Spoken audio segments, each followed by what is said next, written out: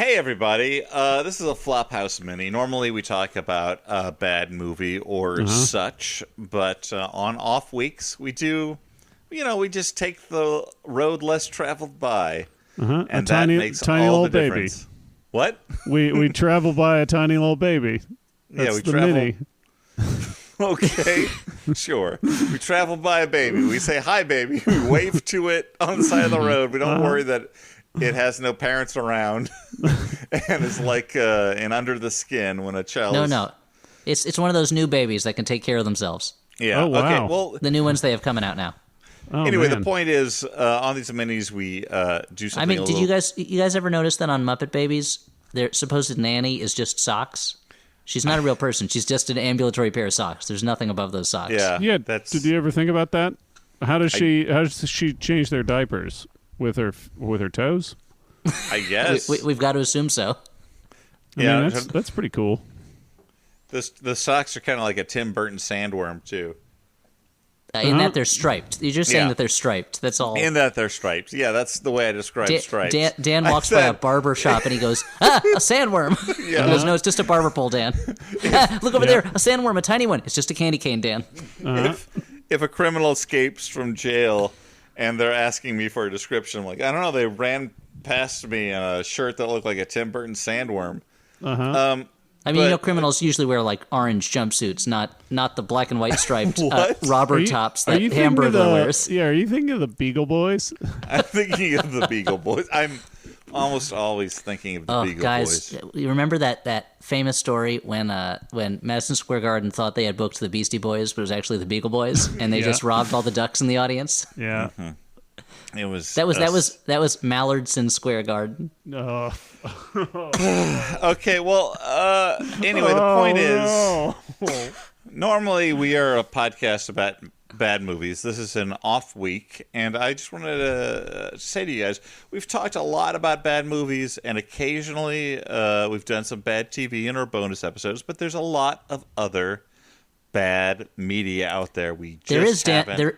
There is Dan McCoy, and I'm Elliot Kalin, and the other one is Stuart Wellington. Continue, Okay. Dan. Just thought I'd get that business Oh, out of the way. I'm sorry. There's also Is it bad my fault podcasts, that apparently. I forgot that after you guys talked for 10 minutes, we hadn't introduced ourselves? I mean, Yes, usually I'm you Dan start McCoy. with the introduction, but yeah, so there's a lot of other bad media out there, Dan. There's I a was lot thinking, of other bad media out there. I thought we were leaving some money on the table. So in this mini, I'd like to focus on some bad T-shirts. so this is a Bad Media Money Mini T-shirt edition. Yeah. Now, in the spirit of synopsizing the plots of movies, I'm going to describe to you guys some Big Johnson T-shirts. The 90s Oh, boy. premier source of penis-based double entendres. And I just want to... I'm going to pull one up. And this is Well, not let's- to be now. confused with Huge Woody's brand of T-shirts. No. For the young people listening at home, Enormous Johnson's was a brand of cartoon T-shirt not based on any pre-existing IP property, but just which is a redundant thing to say. The P and IP is property, but it just about a nerdy-looking guy who, off camera, has a huge penis, and for some reason this was considered not only acceptable in middle schools nationwide, but mandatory. That Yeah. children had to wear it in middle schools, along with the co-ed naked sports league T-shirts, which were also very big at the time. Yeah. And this, So I'm- like, Big Johnson guy is always standing next to something, like, big and suggestive of a phallus, right? Well, don't don't get ahead of ourselves. I'm going to Okay, describe yeah, them yeah. to the let audience. let me pump the brakes but when you of said my penis-shaped car. when you said Big Johnson guys, I thought you were talking about the guys who wore Big Johnson T-shirts. In which case, you were talking about the coolest guys in the Oh, world. man. So this first T-shirt says, And John, Dan, what? these are all from your personal collection? Yeah. Yes, these are from the Dan McCoy archives, housed in the Smithsonian. Yeah, they're on mannequins that have Dan McCoy faces projected on them, like the Jean Paul Gaultier Museum. Yeah, That's like the right. Haunted Mansion at Disneyland. This first shirt has Johnson in bright orange letters, and then much smaller letters, fishing rods. The legend. So there's a picture here. Oh, what a legend it is! The legend of Johnson fishing rods. There's a picture here. There's a person in the back who's driving the boat, and then there's three. Oh, we just learned there's a boat. Okay. they're on a boat. There's 3 ladies in bikinis, Sure. and there's this sort of nerdy-looking fellow in the front with orange glasses of the same shade of Johnson, and he's got a fishing rod. Orange glasses of the same shade of Johnson? Oh, sorry, the word Johnson. Word Johnson, yes. Okay, thank you. I was like, Dan, your Johnson should not be orange. know, this is unless like- unless you've been indulging in what I would call self-pleasure by Cheeto. Yeah. It should be more of a Caucasian flesh Well, color this in your is case. 90s quality color printing. So I would say there seems to be, let's count up the colors. There's the orange, there's 1, there's black 2, blue 3, yellow 4, brown 5, and then there's sort of a greeny blue 6. Now, So that's I what we remember got here. I remember these Johnson T-shirts as being much more professional looking than, say, the Ninja Turtles or Simpsons T-shirts my dad would buy on his way home from work in the city back to New Jersey, which always had the colors of the characters totally wrong.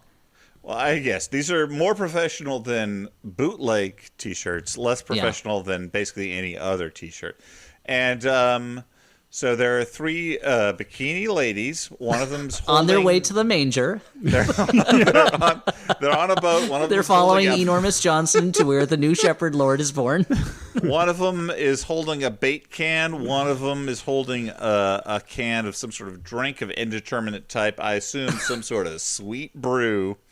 It's like a lemonade. The boat has the name of the boat is Catchin' Snapper, and a font that I've never seen on a boat before, just sort of a font that you might find on a word processor. Well, like But Dan- Wingdings or something? Yeah. And Dan, you know boats. If there's anyone who knows boat fonts, it's Yeah, Dan that's me. Boat Font McCoy, the man who literally wrote the book about maritime topography. It's called Words on the Water and Fire in Your Eyes. Now, I think you meant A to say guide in the history to typography maritime and not topography. Topography, but and the slogan underneath is "It's easy to reel 'em in when you've got a big Johnson." Now that is a double entendre, referring to the size of this unprepossessing gentleman's penis. Yeah.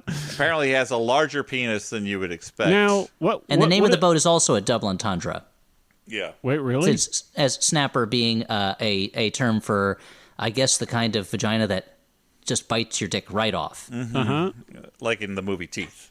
Exactly, like in the movie Teeth or the movie Mrs. Doubtfire. Stuart, what were you going to say? I was going to say, does this fella, does he have a look on his face like he's surprised, or he's got like a secret, or... He's just kind of like, this is How these puckish kind of does he look? How puckish? How impish?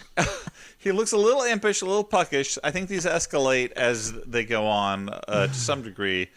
This one, Now- he just kind of looks bemused at his luck at having this above average fishing reel / penis. So Yeah, you're saying he's got a classic "it's a living" type expression. Is that what I'm Yeah. guessing? So- Except what he's saying is "it's a penis." Yeah. So this is shirt number 1 of 20, This is I'm assuming.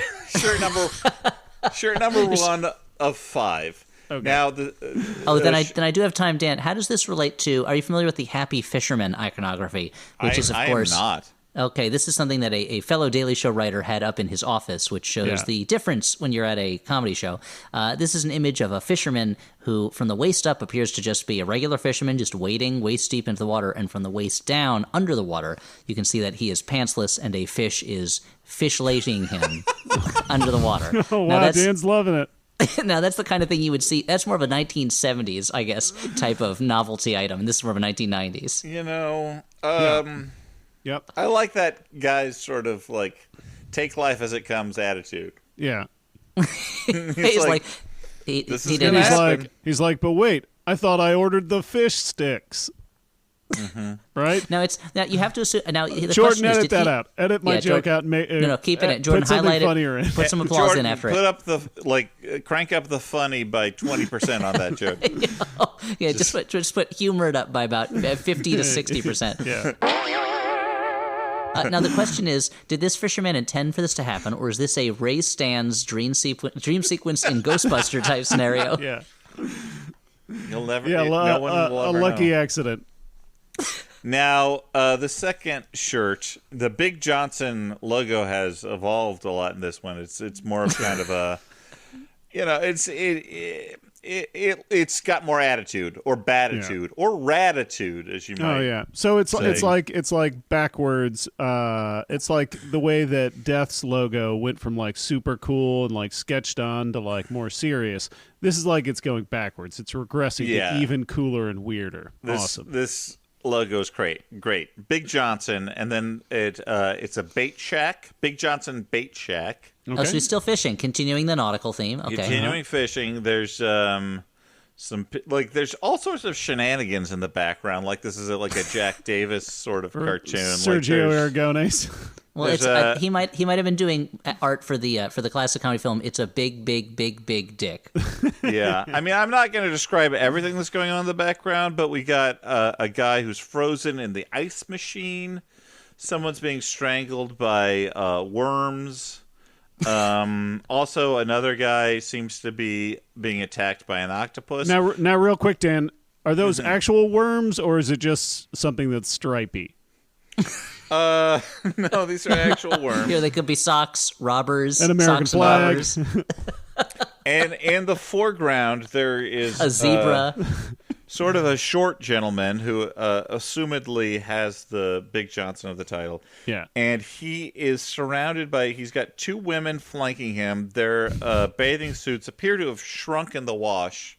Yeah. Which is, an upsetting thing to happen. He's got a But yet they're still wearing them like real troopers. Yeah, they've got he's got a popcorn-style bucket full of worms, one of which is huge.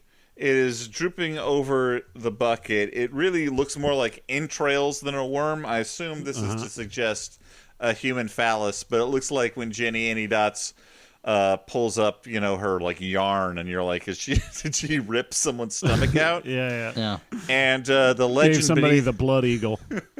the legend beneath it says, "You won't need to be a master baiter when she sees the size of your Johnson."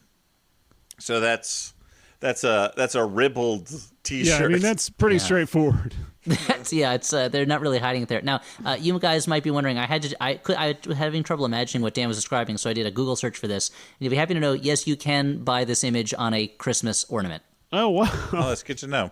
Yeah. So the next one I have here In case you wanted to give your Christmas tree more of a Leisure Suit Larry vibe. Yeah. Yeah. The next one here I have is the Big Johnson School of Martial Arts. Now, I know what you're worried about. Are there depictions of Asian people that are stereotypical and terrible? There does appear to be one Asian man in the background, kind of a caricature maybe of like a Bruce Lee, but he, not like ridiculously, like it's mostly just your Caucasian Big Johnson Better than fans. 16 Candles, raves Dan McCoy. Yeah. It's not a 16 candle. Which it's also on his 16 Candles DVD. It says, "Not as good as this Big Johnson novelty shirt." Raves Dan McCoy. So there's a lot of people just sort of fighting in the background. One of them is wearing he's got a sport jacket and a Henley on, and he's holding a hat in his hands.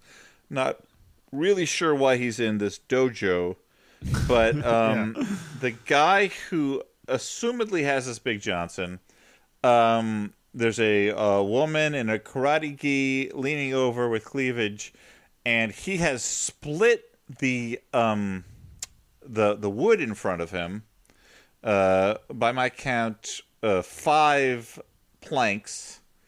Theoretically, with his penis, because it is right at his penis that the split has occurred, and you can see that his underwear has fallen down.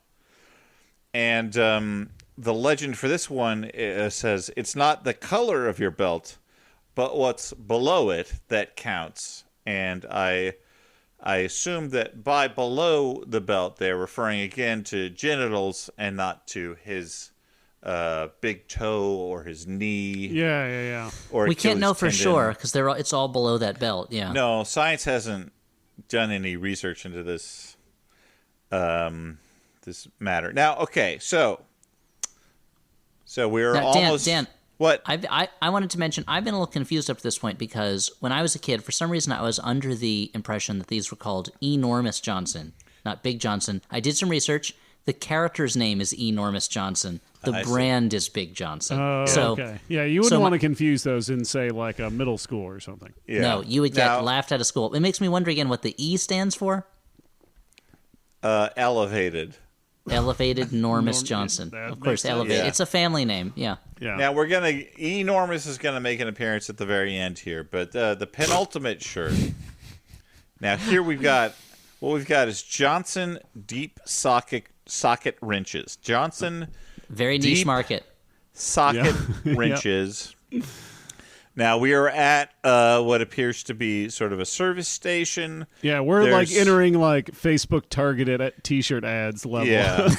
Now there's a car in the background, and it's got this car has flames on it, but it also looks like kind of a classic car, not an aerodynamic car. Like it looks like a bit of a buggy, but with flames on it. So it seems like they're confusing their sort of car person obsessions. You know, this is not a sports car. This is a classic car with flames. And then you got just a bunch of like a rat rod. Yeah, that's called. Yeah, there's some onlookers in the background. There's a policeman who kind of looks like maybe he's a Don Nazi character who's swallowed something that doesn't agree with him. Like a fascist mobster, Don Nazi. Yeah, Don Nazi. There's another attendant who's wearing a Jughead hat, and his wrench is drooping. I mean, that's a crown, Where I come right? from, Dan, we call those Leo Gorcey hats. Yeah? Because I come from the olden days. Mm-hmm. Now, Dan, it seems like there's a lot going on in this shirt. So much so that I've forgotten what the original brand was. The brand, sorry. Again, Johnson Socket Wrenches, and I will get to, now I'm getting to the main thrust of this, if you will.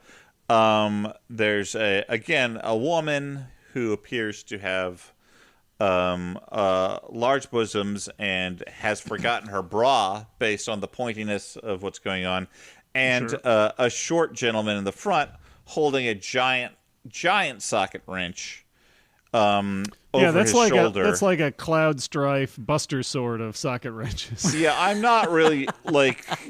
Number one, he must be tremendously strong to hold this up. Yeah. Number two, I'm not really sure what. Is it like a fireman's carry hold? Because you can actually carry a lot more than it seems like you can if you do it over your shoulders in that it's manner. slung over his shoulder. I just there's no socket that is going to fit this wrench. It's like Guts from Berserk, where you're like, this doesn't make sense at all, but I still like it. Yeah, and underneath that is the words, "You'll always get a nut off when you've got a Big Johnson." Now, Elliot and Stuart, I don't know if you're aware of this. This is a reference to human ejaculate. Oh yeah. No. I assume it's talking about removing like a bolt. From something very. Maybe he's been hired to do some repair work on the Statue of Liberty, and that's why he needs a socket wrench of that size. I thought it was when you get like a slice of fancy cake and it's got some whipped cream on top with like a single nut, and you're like, I don't want to eat this fucking nut. I just want flake cake, it baby. off. Yeah, you gotta get that nut off. Use your socket wrench and just swing it like a cricket mallet. Or croquet mallet, just hit it off of there. So a cricket bat, I should say, not a croquet mallet. So Dan, you're saying what kind of nut would that be? I don't understand. I can't believe you just fucked up that sports metaphor, Elliot. That sports reference you tried to make.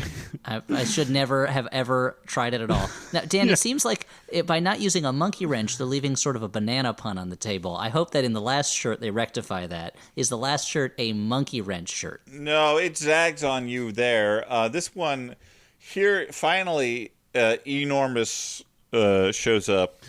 Now I do want to point out it seems like it's the same characters, like it's the same bosomy woman and the same Enormous. Oh yeah, well Johnson. they're like the Eternal Champion, constantly recurring through time and space in different but similar roles. Forever forced to enact the same dramas, the same tragedies, with only the illusion of free will, because as the weights of time and the balances of the cosmos force their cold judgment, Big Johnson and his paramour are repeatedly brought together and separated through the the machinations of what can only be called an uncaring multiverse. Yeah, like a primordial chaos. Exactly. Yes. Thank you. I kind of see like Big Johnson Socket Wrench as being like the Von Beck of the series, right? Sure. Okay. Well, lastly, So I guess what? So the bait shop would be Jerry Cornelius, and what? And the rod would be Elric, because of course the fishing rod is Stormbringer. Yeah. Or what's the name of his sword? I thought it was Stormbringer. Oh, is it Stormbringer? I couldn't. Oh no, you know what? I got it mixed up with. In my mind, I was worried I got it mixed up with Beta Ray Bill's hammer, which I think is called Stormbreaker. Yeah. Okay, well, the final T-shirt. Finally, Elliot, your friend Enormous shows up. Finally. And, how's he doing? How's my old buddy E doing? Well, you'll be happy to know he has gone through medical school. He's Dr. Enormous Johnson. Yep. This is the post-credit scene of the Big Johnson T-shirt episode. Yeah. Now, Enormous finally arrives. Finally got. Have you heard of the shitty dick pun initiative? Now, Dr. Johnson here, now he has a thriving practice, it seems. All women who are waving money in the air as if they're at, say, a busy bar, something Stuart would be familiar with. There's one woman who is on the examination table. She seems shocked by the size of the doctor's tongue depressor, which he is holding under his arm like a surfboard. Again, a sexy nurse in the background. They're taking numbers as if you were at a deli. They're serving patient number 104, apparently. And yes, Dr. Johnson holding a big tongue depressor that says Johnson on it. It's his own brand, or perhaps it's just a Johnson & Johnson. Sounds like a harsh recrimination of the United States healthcare system. But yeah, well, Dan. I mean, people are so desperate that they're just mobbing this one doctor, and all he has to provide is tongue depressors. That's the bare minimum and maximum of medical care. I mean, yeah, it is surprising that he's being mobbed in this way. He is wearing an extremely ill-fitting suit, some bags on his shoes, and he cannot seem to order the correct size of tongue depressor, which seems to be no. Well, he accidentally ordered the King Kong pack. Yeah. Yeah. And this slogan is, she'll always say, ah, when you're probing with a Big Johnson. So that is, again, an unpleasant reference to the sexual congress between two people. It's hard for me to think of anything less pleasant than that one, but I will. I would say unironic. he doesn't take insurance, but he will take insurance. That's worse, right? Oh, that's. I mean it. Elliot, It's I've more gone back in belabored. time, and you're hired to write for thank you. Enormous Johnson shirts. Yeah, Now, certainly Dan- you're hired to write for Dan's Twitter account.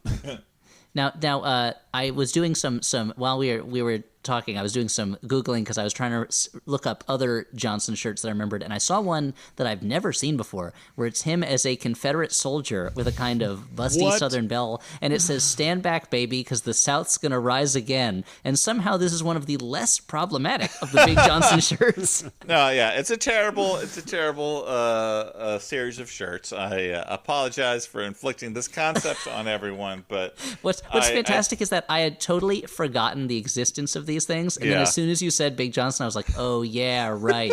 the shirts that like the bad kid at summer camp would wear.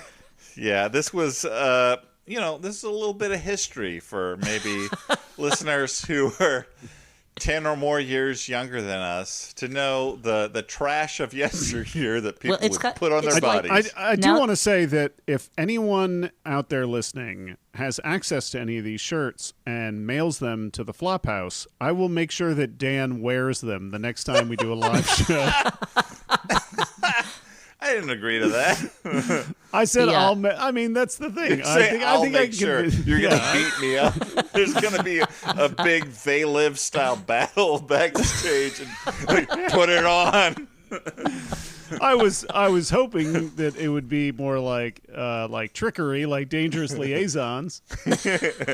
You somehow have rigged a shirt that looks like Dan's normal shirt, and yet when you like pull a thread, it tears off, and one of these is underneath, and you don't pull it off till he walks right on stage. Yep. You know. Yeah. Well, I'll hold on to the string, and he'll go walking out on stage, ready to like receive the applause and accolades of the listeners, and Well, that's like the gotta- first draft of they'll that quickly Weezer turn song. to boos and jeers. The first of that draft of that Weezer song was, "If you want to see my Big Johnson shirt, just Yeah. pull this thread as I walk away." And Dan, unknowing, will be turning around to reveal the back of the shirt Yeah. where the real action's happening.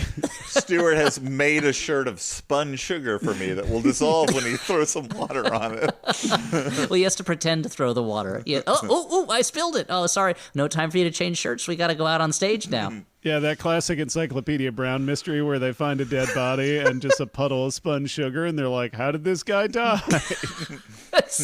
He saw he was wearing an enormous Johnson shirt and was so distressed he immediately committed suicide. Yeah.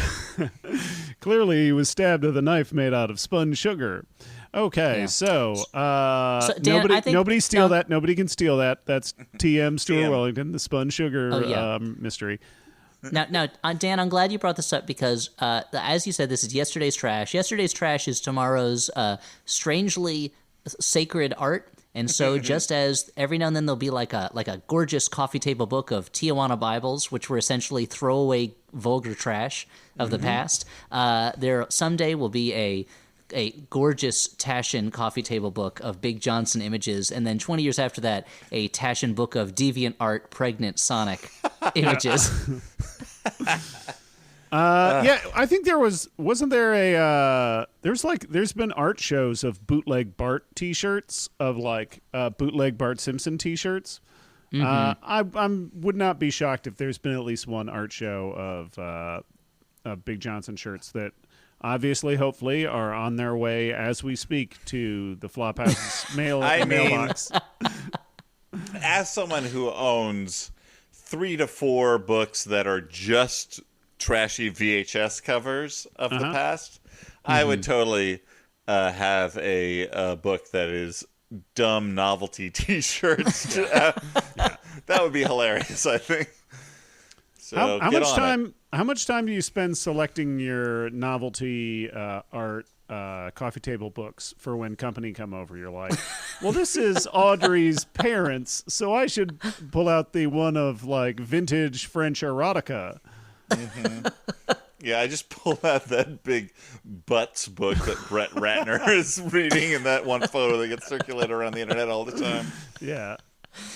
That's like my in-laws have a book on their shelf that just says erotic art along the side, and they have a lot of art books. I mean, that's they are art aficionados, and I've never had the guts to like just walk over and pick it up and look through it. Even now? Yeah. Even now, after I've been married to their daughter for 10 years, I've given them 2 grandchildren. I still am like not going to touch it. Can't. I'll be thrown out. Look, Elliot, this next thing I'm going to say, I wish your in-laws a long and happy life, but I'm imagining you at the funeral, like sneaking away to finally open this book. Just pretending I'm so overcome with emotion I have to leave, and I just tiptoe over to finally Then look in this forbidden your face tome. melts like the end of Raiders of the Lost Ark I just when you open it. assume if I picked it up, a net would fall on me from above and hoist me up, like Hephaestus catching Ares and Aphrodite in the act. Yeah. Okay, well, that was my mini, guys. I hope you enjoyed it. Dan, I think that was a pretty big mini. Get it? Thanks, thanks, buddy. Enormous Were you minute. already gonna do that bit? Step on it. Yeah. Who, me or Dan? No, I was wondering if Dan had like a big send-off thing where he was No, like I was just gonna say, come up with a you know, pun. No, it's my job to step on Dan's bits ahead of time. Okay. oh, you step on my bits. That's an enormous Johnson joke. Anyway, so Enormous bits. That's what they tried, the enormous bits T-shirt line, and it was just a guy who had huge testicles and kind of a normal sized penis. It did not do as well. All right. The Well, problem is because it's normal size, it looks so much smaller. Enormous Bits Demolition, and it was like, it'll knock you down with these wrecking balls. And guys, these shirts are just not moving. We just cannot move them. I wonder. I would like to think that there was like a test series of shirts that were all about people with giant testicles. It was like And enormous. turns out that our research was wrong. Men aren't as obsessed with having giant testicles as we thought. Okay, let me take you through some of the failed shirts. Okay, thank you to the Enormous Johnson guys, the Big Johnson guys. You're doing great. Let's now turning to the red side of the ledger. Let's look at some of the shirts that have not been paying for themselves. The Enormous Bits team. Let's look through some of these. Enormous Bits Theaters. Shakespeare wasn't the only one with a couple of globes. And here we've got Enormous Bits award trophies. Don't you get yourself a couple of Golden Globes? Again, we're seeing a lot of the same bits, but they're not quite working. We've done some market research. It turns out that many guys have fantasized about having an enormous penis. We all know, guys, we've all been there. Come on. The market research shows that no men have ever fantasized about having enormous testicles. I'm sure not no man. Statistically irrelevant number of men. This enormous coconuts shirt you have that seems to be very concerned with how hairy these coconuts are. Now, this seems to have a double flaw, which is the insistence on large coconuts and insistence on hairy coconuts. And the legend, as it's described at the bottom, hangs low, hairy as all get out. That's not. It just isn't selling well. Yeah. Okay. Well, anyway, my point was, and now I wish that was the worst news we had at the meeting today, but even the Enormous Bits guys can be happy that they weren't behind the enormous one butt cheek shirts. This is apparently. You know what, guys? We're not even sending these to the stores. We're not even going to try these on the market. The shirt that advertises how bad your back pain will be from sitting on just one enormous butt cheek. We've had a lot of the beanbag one, we're not releasing that. The airbag one, we're not releasing it. We've had enough complaints just from the guys working the line down at the factory that we're just not going to release these. We're going to just send them to some poor country somewhere and kids can wear them who can't afford regular shirts. That's just a tax write-off. So guys, let's focus on just the penis for now. And let's leave the other body parts just off the table. What if the guy behind the Big Johnson shirts had no idea that they were all double entendres? I don't know why these are selling, but he's like, people love the idea of one huge everyday item. It's they who wouldn't want to walk around with a giant wrench? Come on, people would be like, look at that big wrench. Okay, after so many false endings, I think we've arrived at the real one. If you've liked this, it's totally different than what we normally do. But if you liked it, then we've got more questions for you. But tune in for a full-length episode about a bad movie. Often we have great guests. Sometimes we just have us talking about stuff like this. Yeah, and next episode is Cagemas, right? Yeah, Cagemas. Not falling in December this year, but shortly thereafter. And Josh Gondelman, the internet's nicest person, will be on with us to talk Nicolas Cage. We're going to try our best to make him say something mean about the movie. Uh-huh.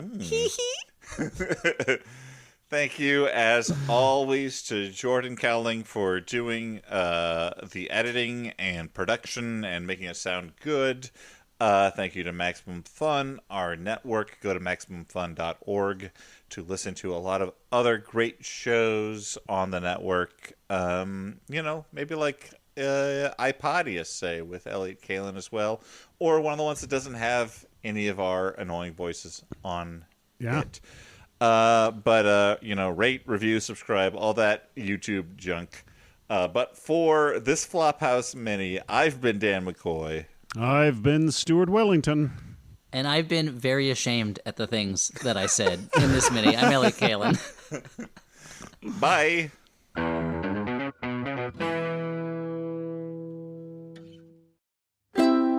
MaximumFun.org. Comedy and culture. Artist owned. Audience supported.